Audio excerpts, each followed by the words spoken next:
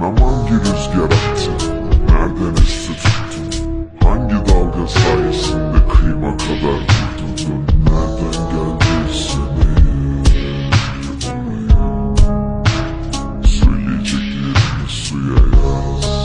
Okunabilir ama bu çok zor bir ihtimal. Okunabilir, kağıt denizi gözleri satır.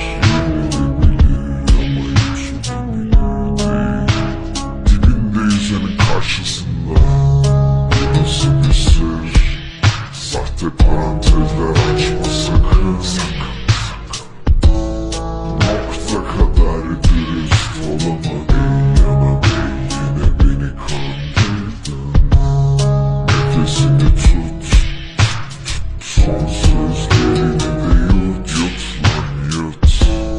Ölümün önüne yürek koyama, gel yine gel, ben seni kandırmam. Buradaysan hep kal beni bul, bu evde hazır yerin var. Korkarsan yine kal benim ol, İkimiz için yüreğim var.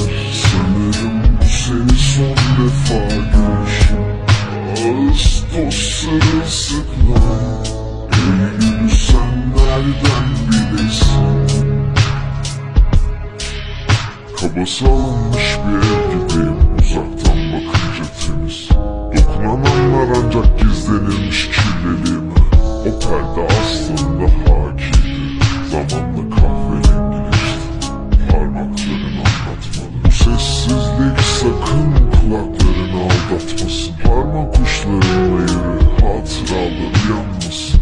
Şu an kendini yalnız bildiğin kadar kalabalıktasın. Korkuyorsun, farkındayım.